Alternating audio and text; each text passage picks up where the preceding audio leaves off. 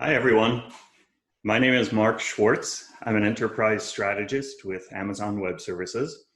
I think I've spoken at every one of these DevOps Enterprise Summits since 2014, so I hope you're not getting tired of me yet. I think some of you might also have read one or more of my books. There's The Art of Business Value, A Seat at the Table, and War and Peace in IT. And the exciting news, at least exciting for me, is I'm just putting the finishing touches on my latest book. And it's a book about our favorite topic, I would say. It's all about bureaucracy. I consider myself qualified to write a book on bureaucracy because before I joined AWS, I was the CIO at US Citizenship and Immigration Services, part of the Department of Homeland Security. And you might say I got sort of a worm's eye view of bureaucracy through that. Certainly I was stepped on by a lot of bureaucrats. Book is just about ready. I've been thinking a lot about bureaucracy. And the first thing I want to point out is that bureaucracy is not just a problem in public sector, in government. It's something that companies have to think about a lot. In my role at AWS, I meet with about 120 senior executives from large enterprises each year. And consistently, they tell me that their biggest problem, or one of their biggest problems in transforming, is bureaucracy. In many cases, bureaucracy that they've set up themselves, but in any case, bureaucracy as a force of inertia that's holding them back from change. And so I think some of the lessons that I learned in the government are quite applicable to corporate bureaucracy as well.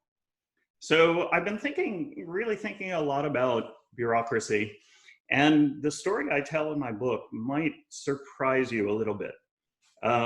Here's how it sort of goes. The first point that I try to make is that bureaucracy it's natural. It's something we do all the time. People are really good at creating bureaucracy.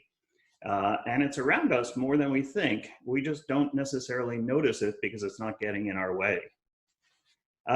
Second point then is it actually is in our way quite a lot.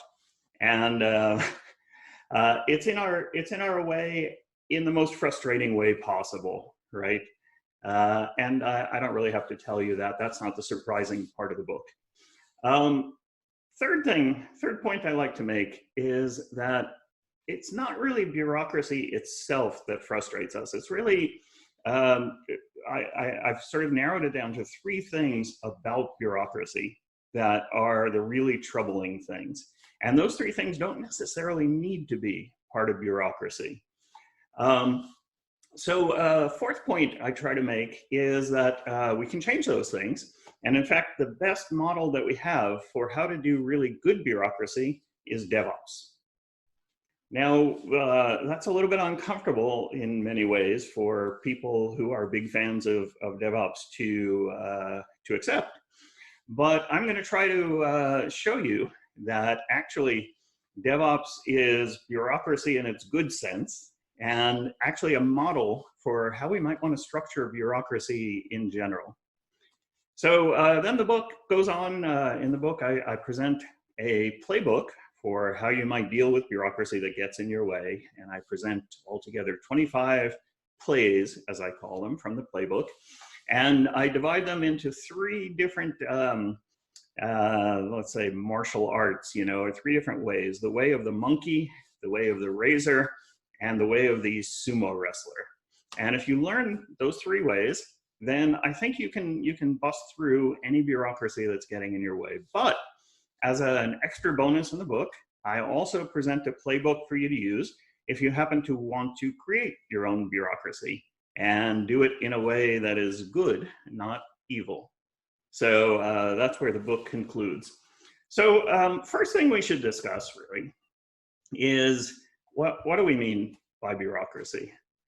And it turns out, I was a little surprised to learn this, but bureaucracy has a long history in academia. Sociologists and management theorists have been talking about it for a while. But maybe the easiest way to define it is to say that bureaucracy is a form of authority that is based on rigid rules and rigid roles or authorities, right? It often also includes what we call red tape. That's something I'll come back to in a minute and talk a little bit more about.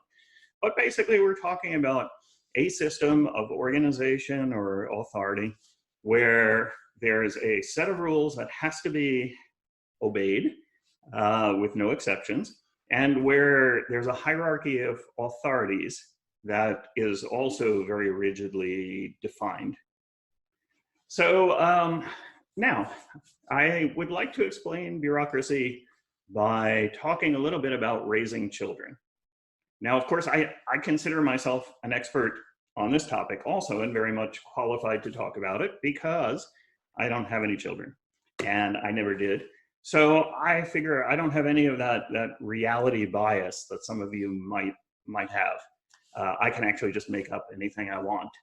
So I'm imagining, you know, maybe you're parents of young children, and you tell them the rule is you have to be in bed by 8 o'clock each night. And I don't know, is 8 o'clock the right time? Let's say it's a 7-year-old and 8 o'clock is your bedtime. And of course, your 7-year-old doesn't want to go to bed at 8 o'clock, right? So he or she makes up reasons every night why it's not a good idea to go to bed at 8 o'clock, why he or she has to stay up later. And of course, you say, no, that's not okay. You go to bed at 8 o'clock.